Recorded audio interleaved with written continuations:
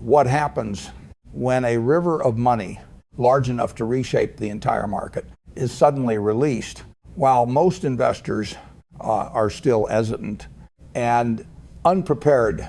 In a very short time, the United States will witness one of the largest transfers of wealth in modern history. This is not a crisis, and it is not a bailout.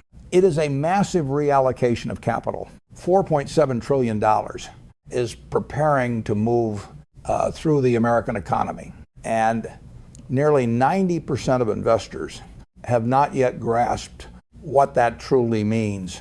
Wall Street understands this. Large institutions already know that capital is quietly being gathered and positioned. What is being driven forward is not simply economic policy. It is a market catalyst, a force capable of creating new millionaires in a short span of time, and at the same time capable of damaging portfolios that are positioned incorrectly. This flow of money will not arrive randomly. It will unfold in stages with clear waves of capital and specific sectors absorbing the impact first. The critical detail is that opportunity here moves far faster than most people expect. From the perspective of a seasoned investor, this is not about politics. It does not matter whether one supports or opposes any individual. What matters is what happens when such a vast amount of capital enters the market.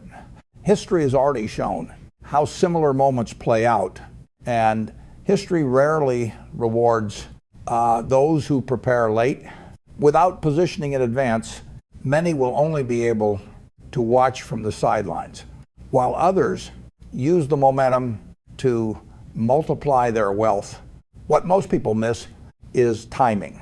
Tax reductions and employment-focused legislation were never only about lowering tax burdens. They were designed around the release of capital in carefully timed phases. Even when legislation is passed early, its economic effects emerge in waves. Over many months, the first wave aligns with the tax refund season. But this time, those refunds arrive earlier than usual. The next wave comes from corporate capital returning from overseas. The final phase accelerates through investment spending and depreciation incentives. When these figures are combined, the picture becomes clear. Trillions of dollars flow directly into households. Additional trillions return to corporations from abroad, and more capital is pushed into business investment.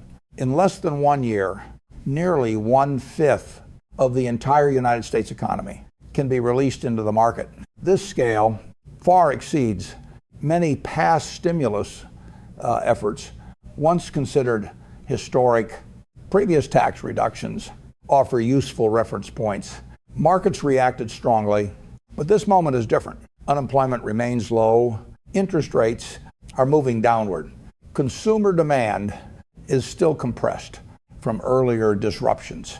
This is not a weak recovery cycle. It is closer to rocket fuel being poured onto an economy already running hot.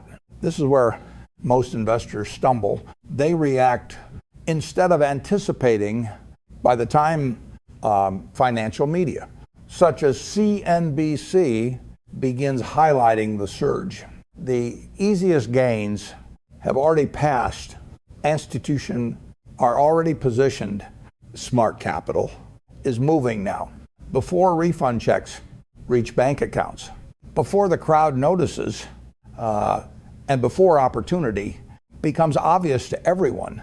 And this is the moment to slow the pace slightly, not because the story loses its appeal, but because knowing that a major event is coming is only the beginning. What truly creates the difference is understanding how to act when the moment arrives. The market does not reward curiosity. It rewards preparation. That is why the most successful investors always build their own systems. They train themselves to see opportunities before those opportunities become obvious. They learn to think in a way that only a very small fraction of investors can. not because they are smarter, but because they are more disciplined and they view the market through a different lens. Returning to the subject of money, the figure of $4.7 trillion sounds overwhelming at first, but the key point is that this capital does not arrive all at once. It moves in distinct waves, 5 separate waves, and each wave opens up its own unique set of opportunities. Missing one phase is not just missing short-term profit. It also means losing position for the stages that follow. At this moment, we are standing in the first wave. The bill has been approved, but the money has not yet reached consumers. This is the window when institutional investors take action. They buy ahead of the tax refund season, while most of the crowd is still watching. At this stage, familiar signals begin to appear. Defensive sectors start to weaken. Utilities and essential consumer goods lose momentum. Meanwhile, growth stocks and small capitalization stocks quietly begin to perform better. Market volatility declines. The index that measures fear retreats, and the sense of uncertainty starts to fade. So where does capital usually flow next? History has answered this many times. In similar periods, small capitalization stocks, non-essential consumer sectors, and home building related businesses are often favored first. At the end of the year 2016, just before the previous tax cuts, small capitalization stocks rose sharply. Over a short period of time, they significantly outperformed large capitalization stocks. The index representing this group pulled far ahead of the broader market. Within a single quarter, what we are seeing now carries many familiar traits. Of that same scenario, the second wave is where things truly accelerate. This is when tax refund money is released on a massive scale. What makes this cycle unique is how early it arrives. As early as late February, a huge amount of money begins flowing directly into consumer bank accounts. Once the money reaches people, behavior becomes the deciding factor. The evidence is clear. Most do not lock this money away. They spend it. As spending accelerates, the next gear of the cycle turns. Each household receives an amount large enough to create a noticeable sense of financial comfort. There is no need to guess how this money is used. Historical data gives us clarity. A significant portion goes toward paying down debt. Credit cards, auto loans, personal loans. Despite frequent criticism, American consumers tend to act responsibly. When money actually enters their accounts, another portion is directed toward discretionary spending, things that were delayed during tighter financial times, travel and vacations, home repairs, electronics, household appliances. All of these suppressed needs begin to resurface. At the same time, a meaningful share flows into savings and investment, brokerage accounts, retirement funds, and a smaller allocation to alternative assets such as gold or digital currencies. The remaining portion continues to cover everyday necessities. The outcome of this chain of behavior is easy to anticipate. Retail businesses benefit directly. Large commerce platforms, consumer chains, home improvement related companies all report rising revenue. The travel and leisure sector also receives strong support. Airlines, hotels, cruise operators, and booking platforms. When consumers feel more confident, they do not sit still. They act. Brokerage firms also benefit. More cash enters accounts, trading activity increases. Even credit card companies gain. As spending rises, regardless of policy debates or regulatory noise, when economic activity becomes more vibrant, transaction volume naturally increases, then a feedback loop forms. Higher revenue leads to higher profit. Markets adjust valuations, and even more capital flows back into financial markets. History has shown this before. In previous economic stimulus periods, retail sales surged within a very short time after funds were distributed. This time, the scale is far larger. And while long-term debt concerns are valid, the immediate goal for investors is not to judge, but to understand the cycle and make use of it. Then we move into the third wave, corporate capital repatriation. This is not an emotional concept. It is a very specific mechanism within tax law. It allows corporations to bring cash held overseas back into the United States at a reduced tax rate. For many years, a massive amount of capital has been parked in regions with favorable tax policies, not because of scenery or culture, but purely for financial efficiency. When the door to repatriation opens, this capital begins to move. And this is where changes at the corporate level start to create deeper and broader impacts across the entire market. The core measure of inflation, from a calm and practical perspective, is not found in food prices or gasoline prices. It is found in asset prices. When the stock market rises sharply, that reflects a clear form of inflation because most wages do not rise at the same pace. Yet those who hold stocks, real estate, silver, and other tangible assets see their wealth expand rapidly. If we reverse the perspective, for those who do not own assets, the purchasing power of their money is quietly eroded over time. This is an uncomfortable truth, but it is difficult to deny. From this reality, a systemic conclusion emerges. In such an environment, allocating as much capital as possible into assets is not an emotional choice. It is a rational response to how the modern economic system operates. However, timing always matters. A large wave of liquidity may continue to push markets higher through the year 2026. But if inflation returns with strength, as it did during the years 2021 and 2022, then tighter policy and higher interest rates are likely to reappear.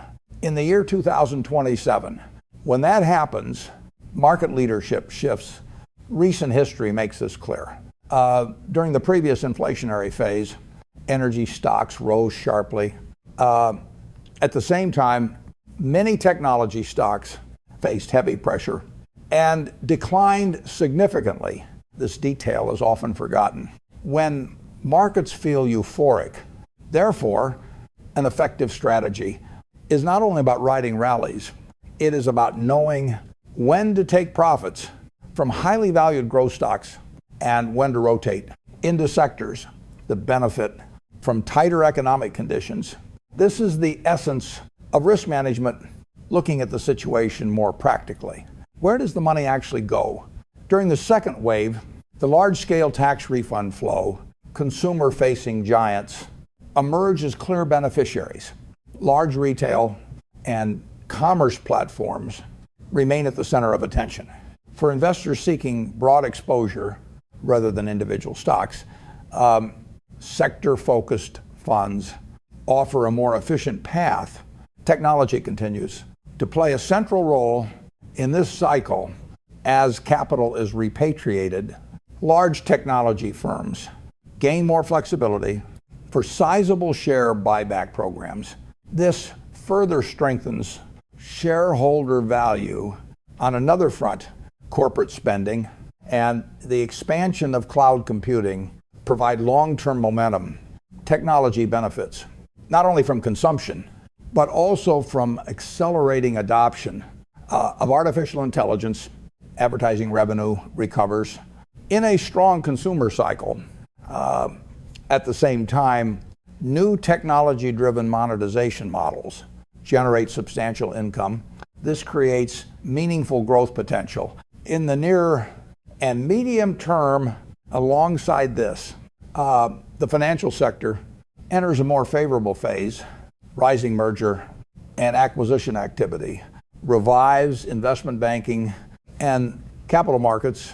As deal flow increases, large financial institutions benefit directly from fees and advisory roles Even amid policy pressure, payment companies continue to grow, driven by expanding transaction volumes. Brokerage platforms also see increased activity. As liquidity improves and retail participation rises, for those seeking broad financial exposure, sector-wide funds still play a role, even if their appeal is slightly less pronounced than technology. And consumer sectors, as the cycle progresses toward its later stages, energy gradually returns to the spotlight. Geopolitical developments and supply dynamics can favor large energy producers. While these companies do not change overnight, their importance increases when inflation expectations rise. At the same time, next generation energy firms and infrastructure-focused companies stand to benefit, especially as grid modernization and energy transition efforts accelerate. Within this entire landscape, the key is not perfect prediction. It is understanding the cycle, recognizing shifts as they form, and adjusting positioning with discipline and patience. Once again, timing becomes the central anchor. In the entire picture, it is not always necessary to move all in immediately. What matters most is waiting for sufficient clarity before acting with conviction. As the flow becomes clearer, the narrative naturally moves forward into the next area, real estate. This is not a random choice. It is a logical outcome of how capital moves through the system. Tax refunds in practice function like initial down payments. When combined with easing interest rates and long accumulated housing demand, they create a powerful tailwind. In this environment, those who control tangible assets are clear beneficiaries. This is especially evident as industrial land and warehouse rental prices continue to perform strongly. When borrowing costs decline, home ownership becomes more attractive. This explains why major players in residential rentals and commercial property remain firmly on investor radars. Not because of excitement, but because they align with the rhythm of the cycle. For those seeking broader exposure to the sector, real estate-focused funds serve as a practical bridge. None of this is coincidence. When liquidity expands, it always leaves fingerprints. Across the market, a flow of several $1 trillion never passes through the economy quietly. It reshapes behavior, separates outcomes, and exposes the gap between those who are prepared and those who remain passive. In a declining rate environment, there is another group of beneficiaries often overlooked. These are financial platforms focused on restructuring debt, especially student loans. When capital becomes cheaper, refinancing demand rises almost automatically. This is not an indirect effect. It is a direct and immediate catalyst. Looking further into the cycle, the early phase always carries higher risk, but it is also where potential returns are most concentrated. Smaller capitalization companies often react the fastest as liquidity begins to spread. Alongside this, discretionary consumer sectors start to gain momentum as confidence slowly improves. At the same time, reducing exposure to bonds at this stage becomes a natural response. At least in theory, retail, travel, and entertainment, from airlines to hotels to leisure services, all become areas that warrant close attention. As liquidity returns, when money becomes abundant, people tend to act.